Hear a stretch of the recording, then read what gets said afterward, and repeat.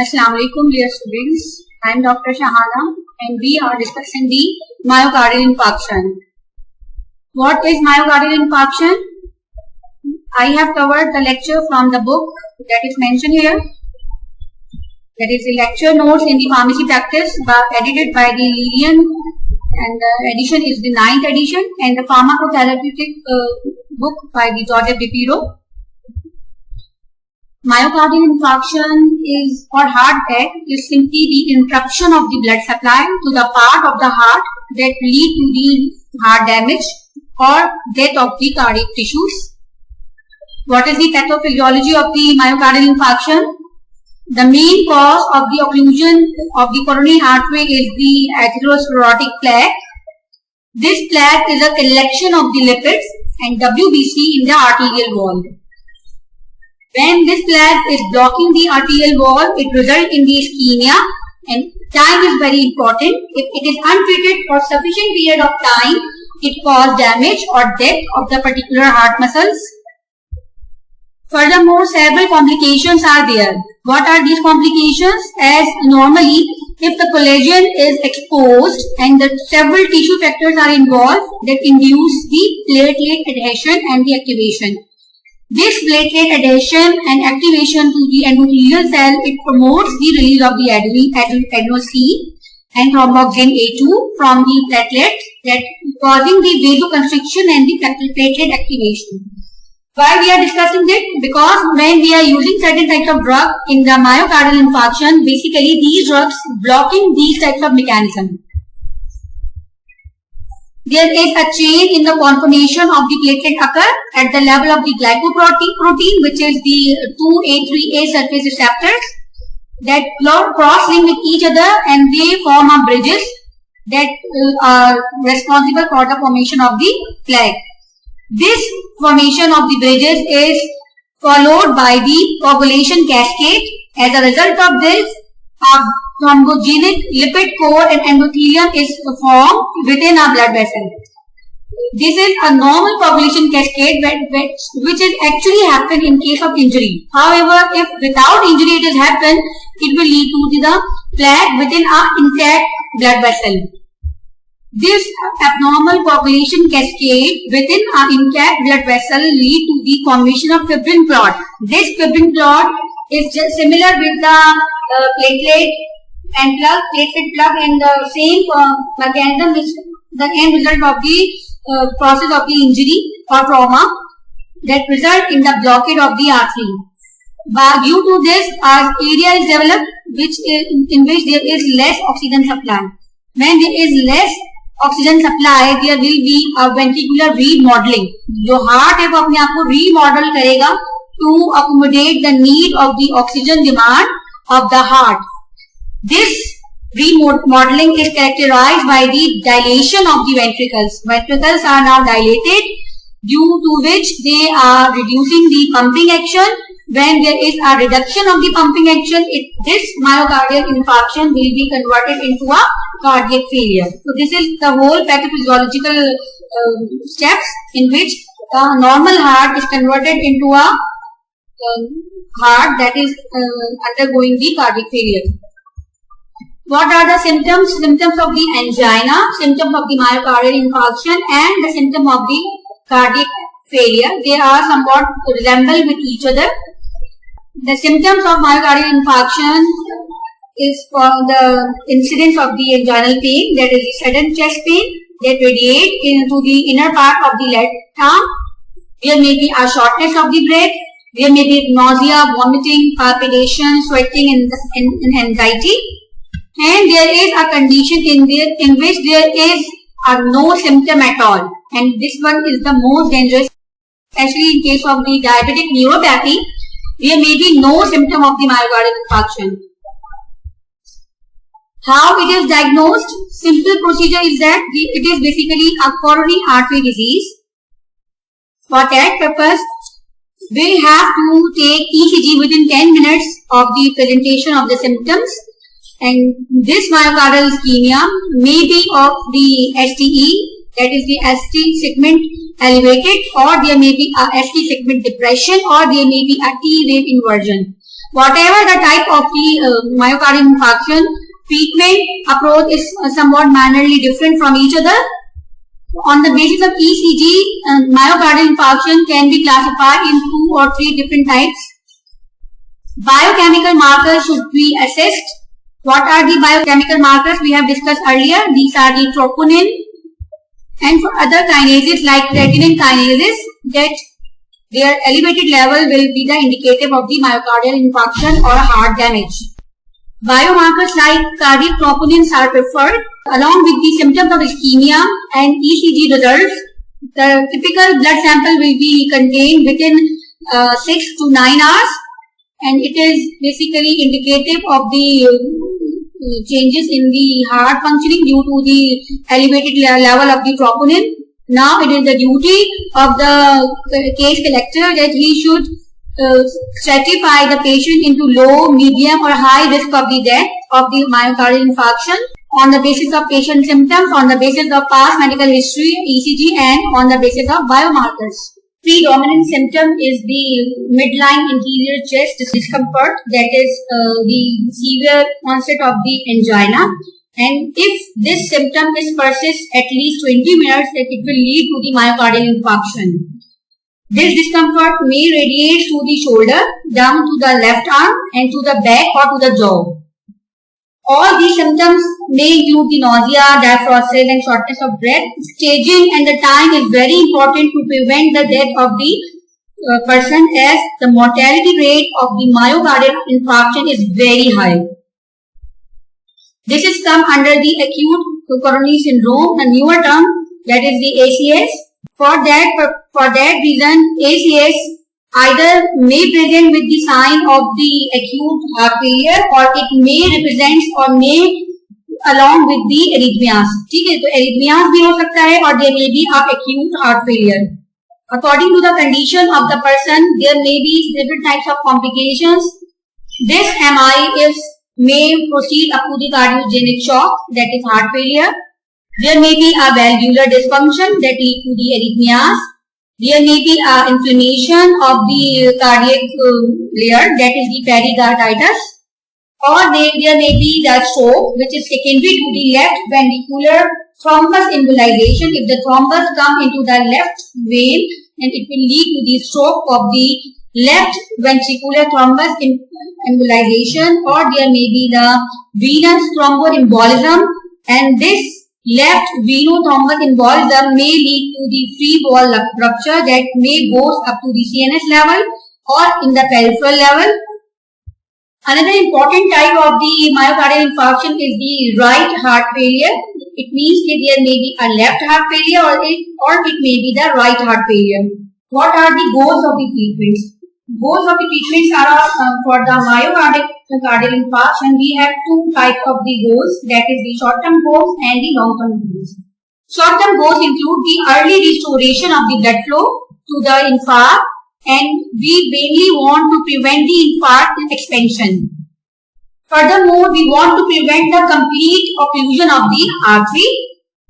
Another important goal is to prevent the death and other complications. Thirdly, we want to prevent the coronary artery re-occlusion. दोबारा उसका blockage होने से हमें रोकना है because of the tendency of a person to reformation of the atherosclerotic plaque.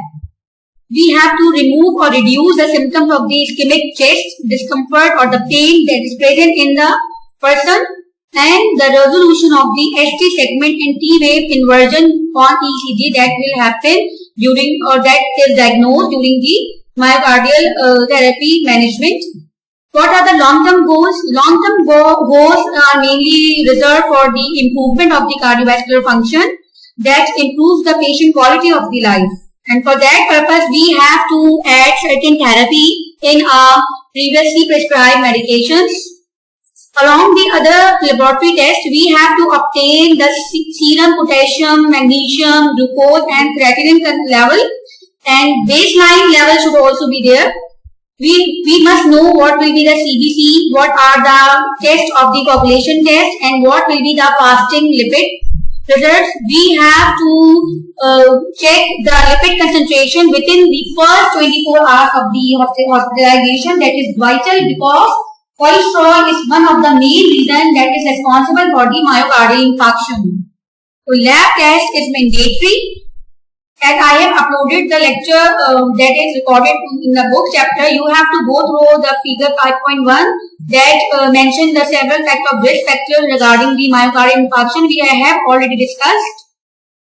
Those patients which are suffering from STE myocardial infarction, they are at high risk of death, and we have to impose immediate efforts to re-establish the coronary perfusion. If we delay it, then it will lead to the death of a person. For that reason, we have to add several types of adjunctive pharmacotherapy. The good choice for the STE myocardial infarction that is presenting within 12 hours of the symptoms of onset that will lead to the hospitalization. The early treatment is the PCI, which is the percutaneous inventory, and this procedure will reduce the infarct artery within the 30 to 90 minutes of the first medical contact. However, if damage is more and there is NSTE, acute coronary syndrome, then practice guideline recommended that coronary angiography is recommended either in the form of the PCI or in the form of the coronary artery bypass graft. Surgery is very important, and for that purpose we have to go for the early treatment for the high risk patient. What are different types of drugs that are used during the myocardial infarction? This attack will lead to the use of the nitrates, beta blockers, calcium channel blockers, or antiplatelet, antithrombotic agents, along with the improvement of the cardiac functions. Like for that reason, we must include the ACE inhibitors and statins. Why we are using the nitrates?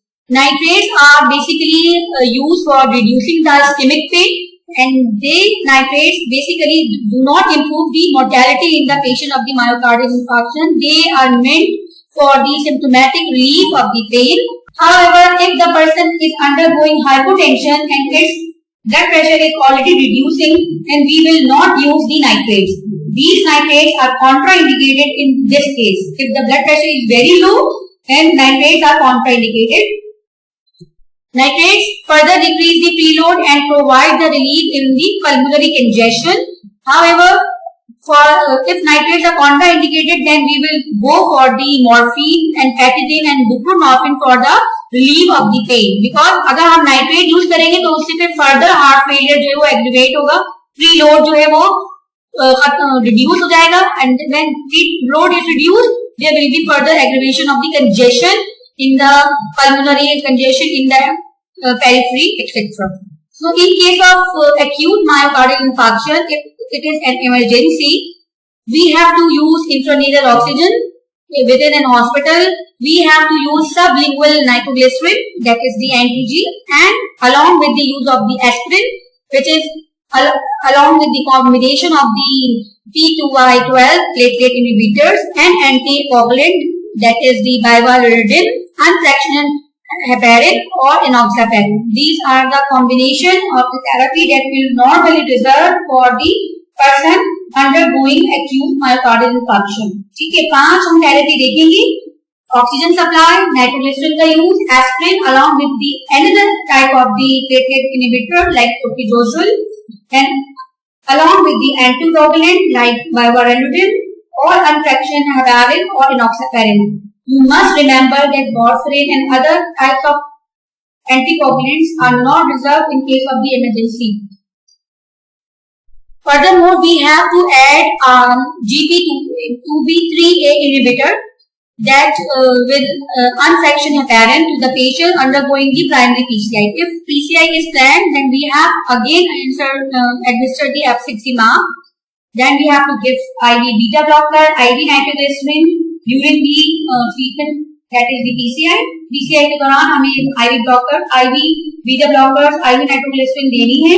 Then we have to switch IV therapy to the oral beta blockers during the first day in the patient without cardiogenic shock. If अगर cardiogenic shock होगा, beta blockers नहीं दे सकते, because the shock है पहले से cardiac depressed है, हम beta blockers दे देंगे तो cardiac फंक्शन जो है फिर डिप्रेस हो जाएंगे. यहाँ पे फिर हम आइनोट्रोपिक एजेंट की तरफ जाएंगे, जैसे लाइक डॉबिलोमिन वगैरह. Furthermore, if nitroglycerin is contraindicated in case of hypotension, then we have to administer morphine. Just like in case of the use of the venodilator, that it lowers the preload. Furthermore, within 24 hours, we have to add angiotensin receptor inhibitor that will helpful to reduce the mortality. जो कि मायोकार्डिक infarction की जो cardiac remodelling है और cardiac function को enhance करने के लिए we have to add the ACE inhibitor. What will be the doses? Doses mainly depend upon the need of the person. And acute team में हम देखते हैं कि एक्चुअली जो वहाँ के जो स्पेशलिस्ट हैं इमरजेंसी के वो डोज को डील कर रहे होते हैं और IV dose are very important because dose titration as per body weight is very important during the emergency. The selected dose of the aspirin is between 160 to 200 mg either orally. If the patient is जो है वो अगर conscious है, if the patient is unconscious, then we will go for the IV line. Then there will be the oxygen therapy. We have to go for the thrombolytic agent, either non-selective thrombolytic agent like streptokinase or the selective one like alteplase or urokinase. Either nitrates, morphine or petadine is used for the pain reliever. However, pentazocine is contraindicated because it further lead to the increase in the heart rate and the blood pressure. Pentazocine is contraindicated. Maintenance of fluid and electrolyte is also very important during the procedure. Further complications and further future attacks will be prevented by the use of the beta blockers, calcium channel blockers, ACE inhibitors and the statins. The main drug that play their role is the fibrinolytic therapy because the plaque is there. This atherosclerotic plaque is resolved by the fibrinolytic therapy that causes the lysis of this plaque in such a way that it will not convert into the embolus. Within 12 hours of the attack of the myocardial infarction or heart attack, a fibrinolytic agent in case of the STE-ME should be prescribed. This strategy will help the patient to reduce the chances of the ongoing ischemia. However, if after 24 hours the symptoms are not resolved, then we have to stop the fibrinolytic therapy. Otherwise, there is a chances of bleeding. It means that fibrinolytic therapy should be adjusted between the hours of the 12 hours to 24 hours. उसके दौरान ही adjust करनी होती है fibrinolytic therapy. अगर उससे फायदा नहीं होगा, we have to stop or reduce the fibrinolytic therapy.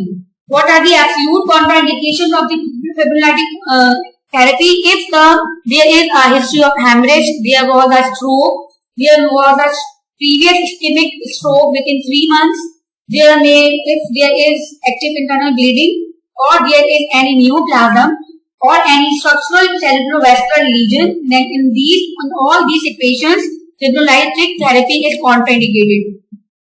As we have discussed that pharmacotherapy in case of acute myocardial infarction, use of the beta blockers, calcium channel blockers, ACE inhibitors and statins they will reduce the complications of the and future attacks of the myocardial infarction. How they are producing such effects? Beta blockers. What are beta blockers? That blocks that they are the receptor antagonists at the beta receptors which are present in the heart and other tissue of the. If there is no cardiogenic shock, then we after the 12 hours, within 12 hours of the myocardial infarction symptoms, beta blockers are indicated and they basically decreases the chances of the ventricular arrhythmias. What are arrhythmias? In which the rhythm of the heart is got disturbed in such a way that heart is unable to pump the blood in an accurate way. जो उसकी pumping ability है heart की वो reduce हो जाती है.